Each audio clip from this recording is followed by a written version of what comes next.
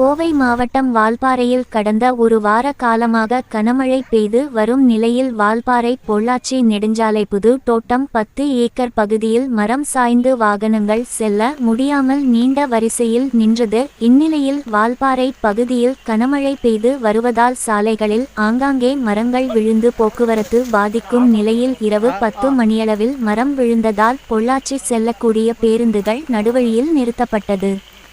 மரம் விழுந்து கிடப்பதை அறிந்த பயணிகள் மற்றும் பேருந்து ஓட்டுநர்கள் தீயணைப்புத் துறைக்கு தகவல் தெரிவித்தனர்.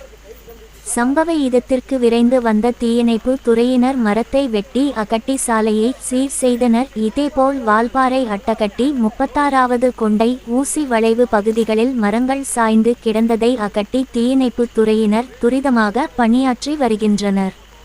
இதன் காரணமாக வால்பாறை பொள்ளாச்சி சாலையில் வாகனங்கள் மெதுவாக ஊர்ந்து சென்று வருகின்றன.